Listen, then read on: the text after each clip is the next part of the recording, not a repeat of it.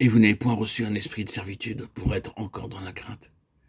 Mais vous avez reçu un esprit d'adoption par lequel nous crions Abba, Père. Romains 8,15. L'œuvre de l'esprit d'adoption conduisant à la maturité est la quatrième œuvre extérieure de l'esprit. Dieu nous donne l'esprit de maturité. Il a accordé l'autorité à ses serviteurs, c'est-à-dire aux apôtres, aux prophètes, aux évangélistes, aux pasteurs et aux docteurs. Ils ont l'autorité pour donner la parole de Dieu avec autorité. La cinquième œuvre est celle de l'esprit qui rend témoignage. L'esprit lui-même rend témoignage à notre esprit que nous sommes enfants de Dieu. Or, si nous sommes enfants, nous sommes aussi héritiers, héritiers de Dieu et co-héritiers de Christ. Si toutefois nous souffrons avec lui, afin d'être glorifiés avec lui. Romains 8, 16, 17.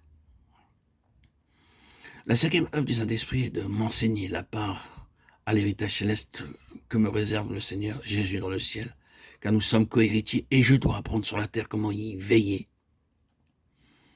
Toutes mes souffrances sur la terre ont un but.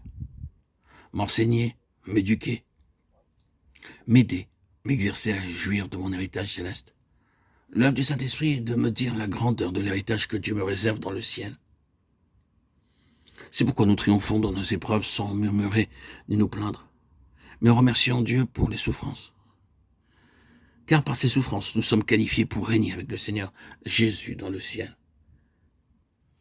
De même aussi, l'Esprit nous aide dans notre faiblesse, car nous ne savons pas ce qu'il nous convient de demander dans nos prières.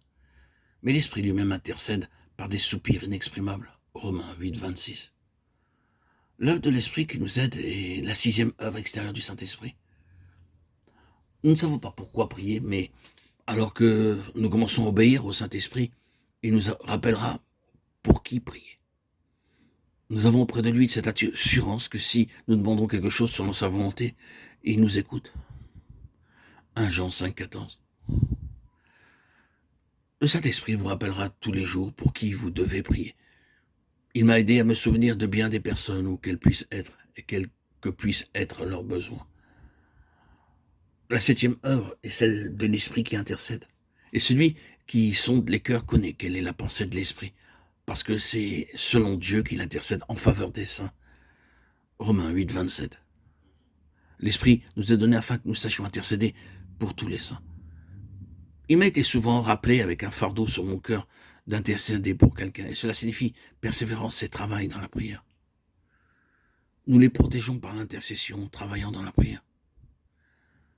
Ceci est la septuple expression extérieure de l'œuvre du Saint-Esprit, visible de tous, amis, ennemis, voisins ou parentés. Réclamez cette septuple plénitude et il vous montrera comment elle peut devenir vôtre.